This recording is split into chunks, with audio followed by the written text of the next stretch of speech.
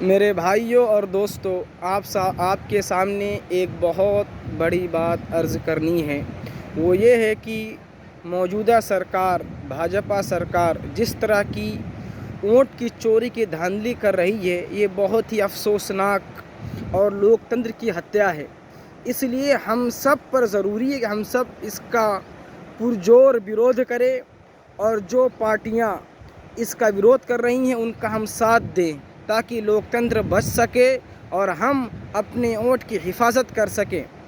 इस वक्त जो हालात हैं, जिस तरह के हालात हमारे देश के अंदर, बेरोज़गारी चरम सीमा पर है, स्कूल बंद हो रहे हैं, इंफ्रास्ट्रक्चर की बुरा हालत है, एजुकेशन की बुरी हाल है और हम देख रहे हैं कि हमारा देश किस तरफ जा रहा है। ये सिर्फ़ हमारे वोट की चोरी और वोट का गलत इस्तेमाल होने की वजह से हो रहा है। भाजपा सरकार चाहती यही है कि हम धर्म के मुद्दों को उसका उकसा कर लोगों को भटकाएं, लोगों को गलत बताएं, ताकि लोग उसी में उलझ कर रह जाएं और एजुकेशन की मांग ना कर सके, रोज़गार की मांग ना कर सके, लोग मुद्दों की बात ना कर सके। इसलिए मेरे भाइयों, हम सब पर ज़रूरी है कि हम वोट की हिफाजत करें, संविधान की हिफाजत करें। ये पार्टी, इनका इतिहास ही ऐसा है कि आदमी थूक दे। इसलिए हम पर ज़रूरी है कि हम इनका वोट चोरी का जो षड्यंत्र है, इसकी पोल खोलें, इसका भरपूर विरोध करें।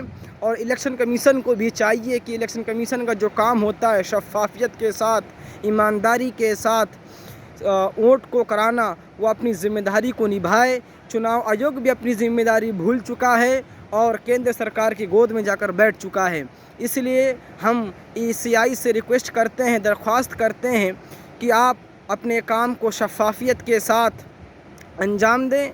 आपको नहीं पता कि एक घर के अंदर 50-50 वोट मिल रहे हैं, एक घर के अंदर 72-72 वोट मिल रहे हैं, एक ही पते के अंदर अनेक वो वोटर आईडी बन रहा है। ये कैसे हो रहा है? ये कैसी आपकी क्या कहते हैं टेक्नोलॉजी है कि इस चीज़ को पकड़ नहीं पा रही। ये आपकी विफलता और आपकी क्या कहते हैं आपके काम को किस तरह लापरवाही से आप कर रहे हैं, आपकी लापरवाही दर्शाता है। इसलिए मैं आपसे दरख्वास्त करता हूँ ईसीआई से कि अपनी ज़िम्मेदारी को निभाएं और सही तरीके से काम करें, वोट चोरी ना करने दें। वोट चोरी करना लोकतंत्र की हत्या है और हमारे अधिकार को छीनना है। इसलिए आने वाले बिहार के चुनाव को आपसे दरख्वास्त थी कि आप उनको शफ़ाफ़ियत के साथ, ईमानदारी के साथ और पारदर्शिता के साथ कराएं, ताकि सही पार्टी, सही क्या कहते हैं हुकूमत बन सके और वो हमारा बहबूद और हमारी फलाह का काम कर सके।